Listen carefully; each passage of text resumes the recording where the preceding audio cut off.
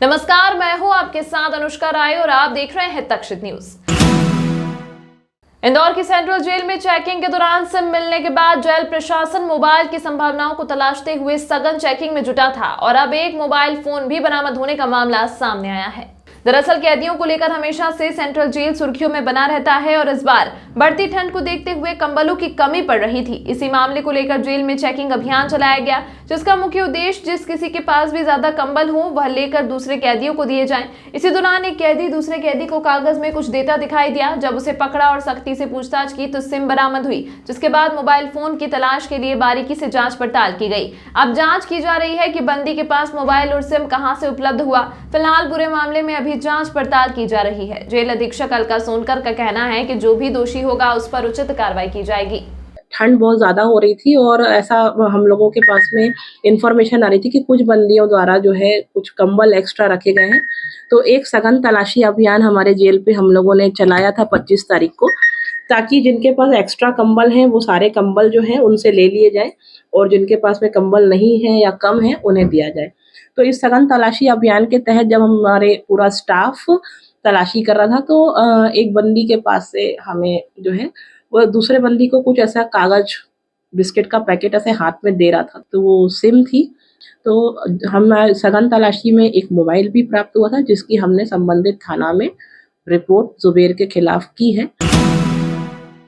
Petrol diesel की आपूर्ति हुई सामान्य, परिवहन के साथ ही आपूर्ति पर भी प्रशासन की है नजर। दरअसल ट्रक और टैंकर चालकों की हड़ताल के बाद से ही पेट्रोल पंप पर लोगों की भीड़ जुटना शुरू हो गई थी, जिसके कारण शहर के अधिकांश पेट्रोल पंप पर एक लंबी कतार पेट्रोल पंप पर देखने को मिल रही थी। वहीं जिले में पेट्रोल और डीजल की आपूर्ति की व्यवस्था को लेकर कलेक्टर ने मीडिया से चर्चा करते हुए कहा कि जिला प्रशासन द्वारा स्थिति की निरंतर रूप से मॉनिटरिंग की जा रही है। उन्होंने कहा कि सभी जिलेवासी आश्वस्त रहें, इंदौर में पेट्रोल, डीजल तथा एलपीजी की सतत आपूर्ति बनी रहेगी, किसी भी तरह से आपूर्ति बाधित नहीं होगी।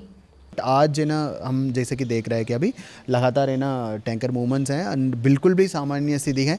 आपके माध्यम से यही अपील करूंगा कि जैसे कल भी वैसे मैक्सिमम पेट्रोल पंप्स में था, कुछ पेट्रोल पंप्स का छोड़ करके, बट लोगों ने पैनिक में जा करके ज़्यादा है ना फुल टैंक है ना भरा, कुछ है ना जगह पे मतलब है ना सामान्य से 3 टाइम्स भी है ना ज़्यादा है ना बिके। बिल्कुल ऐसे परिस्थिति में ना जाए, मतलब डेफिनेटली प्रशासन ने ये पूरी व्यवस्था किया है, ये अवेलेबल है, मतलब इसमें आपका बिल्कुल भी है ना 0% इसमें ना डाउट होना चाहिए। एंड हम लोग है ना लगातार है ना सिचुएशन को मॉनिटरिंग भी कर रहे हैं एंड आगे भी है ना मतलब ये आपूर्ति है ना निर्विरोध है ना मतलब जारी रहेगा। अयोध्या में 22 जनवरी को राम मंदिर में प्राण प्रतिष्ठा का महोत्सव आयोजित किया जा रहा है, जिसे लेकर देश भर में उत्साह का माहौल है। उसी के उत्साह को देखते हुए कांग्रेस ने 22 जनवरी को प्रदेश में सामूहिक अवकाश की मांग की है। इंदौर में संभागीय कांग्रेस प्रवक्ता विवेक खंडेलवाल ने मुख्यमंत्री मोहन यादव को पत्र लिखकर 22 जनवरी को सार्वजनिक अवकाश घोषित करने की मांग की। कांग्रेस नेताओं की मांग है कि पूरे देश में राम मंदिर को लेकर उत्साह का माहौल है, लोग अपने अपने मोहल्ले और घरों से उत्सव में शामिल होंगे, इसीलिए इस दिन मुख्यमंत्री को अवकाश घोषित करना चाहिए, जिससे कि लोग ठीक से उत्सव मना सकें। इसी के साथ कांग्रेस ने नेताओं की घोषणा भी की। 22 जनवरी के बाद इंदौर से भी बड़ी संख्या में कांग्रेस के कार्यकर्ता रामलला के दर्शन के लिए रवाना होंगे। देखिए, इंदौर शहर कांग्रेस कमेटी के अध्यक्ष सुरजीत सिंह चड्ढा जी ने एक पत्र लिखा है। पत्र माननीय मुख्यमंत्री मोहन यादव जी के लिखा है। उस पत्र में उल्लेख करा है कि सन 1986 के अंदर तत्कालीन पूर्व प्रधानमंत्री भारत रत्न स्वर्गीय राजीव गांधी जी द्वारा राम मंदिर के ताले खुलवाए गए थे और वहाँ राम मंदिर में प्रतिमा रखने की एक प्रक्रिया शुरू हुई थी। उसके बाद एक लंबी लड़ाई के बाद में सुप्रीम कोर्ट ने आज राम मंदिर के रास्ते खोले हैं और 22 जनवरी को प्राण प्रतिष्ठा समारोह होने जा रहा है। तो 22 जनवरी के इस अवसर को मध्य प्रदेश की जनता हर्षोल्लास से मना सके, सनातनी धर्म के और हिंदू धर्म के लोग हर्षोल्लास से मना सके, इसको लेकर 22 जनवरी को सार्वजनिक अवकाश मध्य प्रदेश में रखने की मांग को लेकर सुरजीत सिंह चड्ढा जी ने पत्र लिखा है। गैस सिलेंडर की कालाबाजारी करने वालों के खिलाफ सख्ती का दौर जारी। कलेक्टर ने बताया कि ऐसे लोगों पर रासुका लगाकर जेल भेजा गया है। गैस सिलेंडरों की कालाबाजारी को लेकर लगातार शिकायतें मिल रही थी, जिसके बाद जिला प्रशासन अवैध कार्य करने वालों के खिलाफ कार्यवाही कर रहा है ताकि आम जनता को आसानी से सिलेंडर उपलब्ध हो सके। बीते दिनों रिफिलिंग करने वालों पर कार्रवाई करते हुए कई लोगों पर मामला दर्ज कर उन्हें जेल भेजा गया है। वहीं कोर्ट के समक्ष पहुंचकर आरोपियों की बेल भी नहीं होने दी है। वहीं इस मामले में कलेक्टर ने मीडिया से चर्चा करते हुए आरोपियों पर सख्त कार्रवाई करने की बात कही है। बीच में ऐसे बंदा है इलीगल है ना वे में गैस को मतलब रिफिलिंग सेंटर है ना करा रहता, उनको हम लोग ने एनएसए भी किया है। मतलब है ना हमें नेशनल सिक्योरिटी एक्ट के अंतर्गत उनको हमने जेल भी भेजा है। एंड उसके बाद हमने है ना ऑनरेबल हाई कोर्ट की समक्ष में हमने स्वयं इस करके मतलब उनको है ना बेल भी नहीं होने दिया। मतलब है ना इसको पहले भी हम लोगों ने स्ट्रिक्टर एक्शन लिए हैं। लगातार है ना हम लोग का ना और आइडेंटिफाई करेंगे। इसमें हम लोग है ना जल्दी ही एक है ना प्रॉपर नंबर जारी करेंगे सो दैट है ना इवन पब्लिक भी ऐसे कोई भी है ना इलीगल रिफिलिंग सेंटर्स हैं, इस प्रकार का गैस सिलेंडर्स एक दूसरे का है ना मतलब है ना रिफिल करा रहा है, उसको हम देखेंगे। व्हीकल एक्ट के विरोध में हुई ड्राइवरों की हड़ताल का सब्जियों के दामों पर दिखा असर। चैतराम मंडी में आम दिनों की तुलना में दुगने हुए सब्जियों के दाम।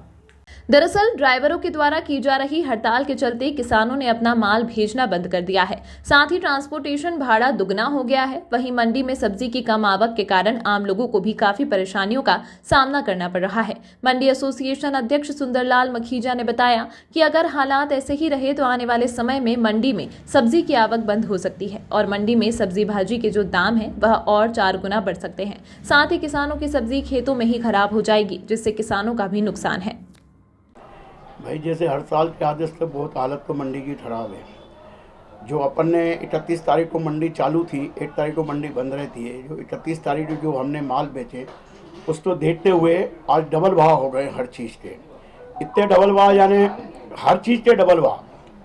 जो टमाटर 300 साढ़े 300 रुपये क्रेट में नहीं बिक रहा था वह 700 रुपये क्रेट बिक गया। हरी मिर्ची 25 रुपये किलो बिक रही थी परसों की रोज, आज 60 रुपये किलो बिक गई। और जो शिमला मिर्ची 25 रुपये किलो थे आज 50 रुपये किलो बिक गई। गाजर 10 रुपये किलो की 20 रुपये किलो आज बिक गई।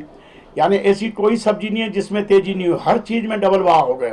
और वो तो ठीक है पर किराए भाड़े डबल हो गए। जो 2000 में पीटअप आती थी वो उससे 4000 5000 किराए में भाड़े में आई है। अगर ये हड़ताल जारी रही तो कुछ भी हो सकता है। जो 50 रुपये आज बिकी है मिर्ची कल 100 रुपये किलो बिक सकती है, क्योंकि किसान माल तोड़ ही नहीं रहा है। बटला परसों के रोज कोई उठाने वाला नहीं था, 20 रुपये किलो में जो आज 40 रुपये किलो बिक गया है बटला।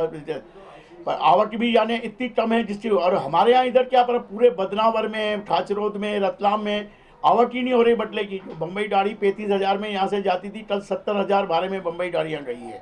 तो कोई ड्राइवर जाने के लिए तैयार नहीं। जो गया है 35 से 70,000 रुपये माल।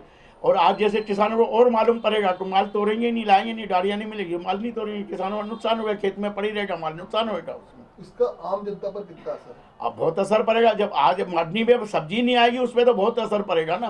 वो आज ही सब्जी देखो ना, जो 25 रुपये वाली 50 रुपये किलो ले गया। टमाटर 20 रुपये किलो लेते थे, आज 50 रुपये किलो ले गए। आइंदा अगर इससे भी ज़्यादा तो ज़्यादा भाव हो सकता है सब। तमाम महत्वपूर्ण खबरों के लिए देखते रहिए तक्षित न्यूज।